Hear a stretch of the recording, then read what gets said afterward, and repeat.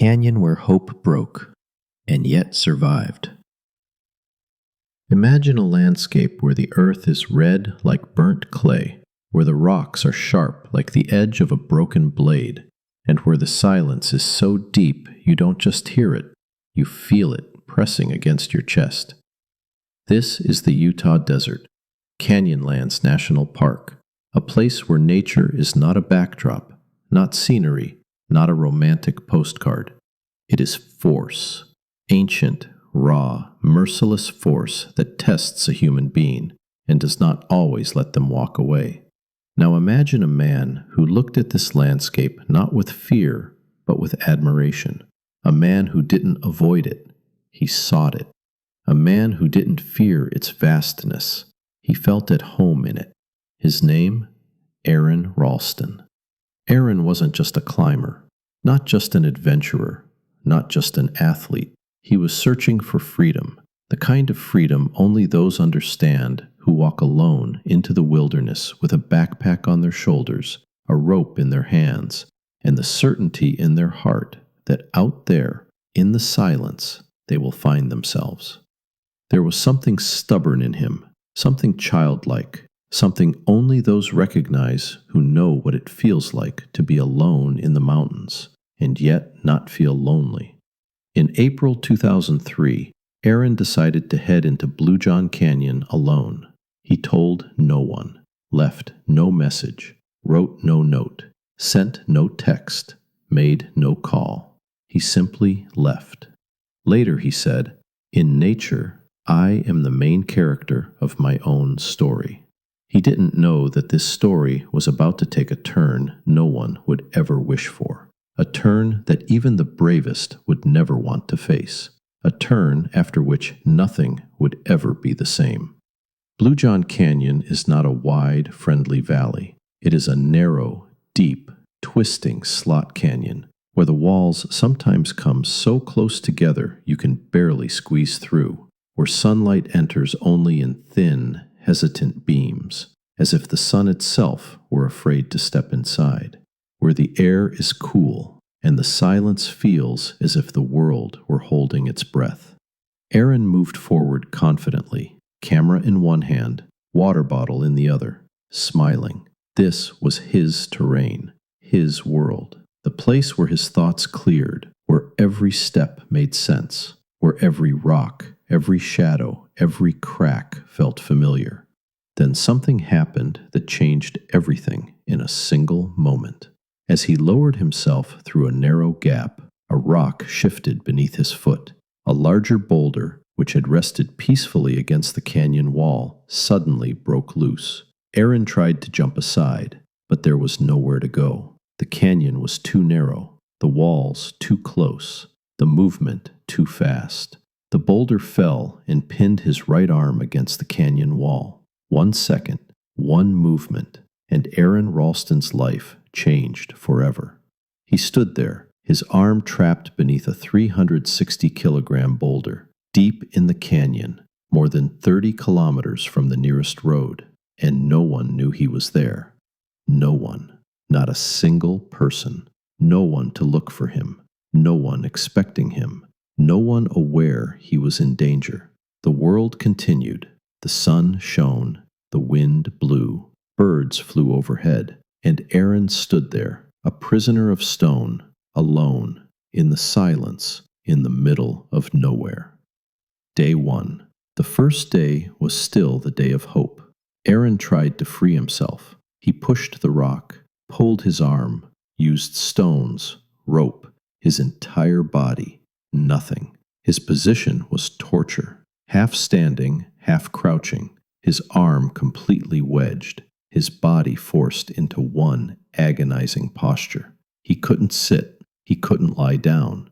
He couldn't rest. He could only lean against the wall, knees bent, muscles trembling, trying to rest, if that word even applied. The first night was long. Cold crept into the canyon. The silence grew heavier, as if the darkness itself pressed down on him. Still, Aron told himself, "Tomorrow I'll get out. Tomorrow I'll solve it." Day 2. The second day was the day of exhaustion. Aron kept trying. He tried lifting the boulder, as if trying to move a mountain. It didn't budge. His legs trembled from the constant, half-crouched position. His lower back spasmed. His trapped arm went numb, then throbbed, then went silent. Water was running low. Food, too. But Aron still told himself, "I'll figure it out. I always do." Day 3. The third day was the day of pain. 72 hours passed. His body dehydrated. His thoughts slowed. Hope thinned. His arm no longer felt like his arm. Circulation had collapsed. The skin was cold. The tissues dying. Aron took out his camera. He recorded a message. Not for the world, for his family. On the video he said, "If I don't make it out, I love you." His voice trembled, not from fear, but from the realization that he might truly die there. Day 4. The fourth day was the day of realization. Aron understood no one was coming. He had told no one where he was going, left no note. No one expected him. Water was gone. His body was failing. His thoughts scattered. His position was unchanged, half standing, half crouching, leaning against the wall, his arm immovably trapped, his legs numb, his back burning, his neck aching. And then something happened. Day 5. The fifth day was the day of decision. Aron had a vision. He saw himself playing with a little boy, his own son, his future. And in that moment, the decision was born. The decision no one ever wants to make. If he wanted to live, he had to separate himself from his own arm. Aron stood there, deep in the canyon, his arm crushed beneath the boulder, and he knew, if he wanted to live, he had to do the one thing no human being ever wants to do. The decision wasn't sudden. It wasn't a heroic shout. It wasn't a dramatic movie moment. It was slow, born out of pain, fear, clarity, and a strange, stubborn will to live. The vision, the little boy, the future, the possibility of fatherhood was not a dream, not a hallucination, not a fantasy. It was something deeper, something instinctive, something that whispered, "This is not where your story ends." Aron looked at his trapped arm, not as a part of himself, but as an obstacle, something standing between him and the rest of his life. His arm had been without blood flow for days. The skin was cold, the tissues dying, the pain muted, as if the limb no longer belonged to him. And then came the realization, this arm is no longer me. It's something holding me here. The moment of the break. Aron first tried cutting through the flesh, but his knife was too dull. It scraped, it dragged, it resisted. He could cut the skin, but the bone was impossible. The bone was strong, dense, unyielding. The knife was weak, worn, tired. Then Aron understood. He couldn't cut the bone. He had to break it. Even for a man fighting for his life, this thought was almost unimaginable. Break your own bone, on purpose, consciously, alone, in a canyon, after 5 days without water. But Aron didn't step back. His arm was completely immobilized, wedged between the boulder and the canyon wall like a limb trapped in concrete. What could move was the rest of his body, his shoulder, his upper arm, his torso, his legs. Aron twisted, pulled, jerked, leveraged his entire body against the unmoving forearm. It was like having your arm set in stone and trying to break it using only your own weight. The bone finally snapped from the force of his own movement. Not from a strike, not from a blow, but from the body pulling in 2 directions. The sound, That deep, cracking, wet, splintering sound followed him for the rest of his life. He didn't scream. He didn't shout. The pain was beyond screaming. It was white-hot, cold, electric, a shock that ran through his entire body. But he didn't stop. The bone was broken, but that was only the beginning. Now came the flesh, the muscle, the tendons, the nerves. His knife was dull. The blade dragged through the skin like a rusted tool through leather. Every cut was a battle, every movement a test, every second a lifetime. And then came the nerve. The moment the blade touched it, a lightning bolt shot through his body. A sharp electric pain that made his vision blur and his knees buckle. Later he said, "That was the moment I knew I was truly cutting myself free." But he kept going. He didn't let the pain win. He didn't let fear stop him.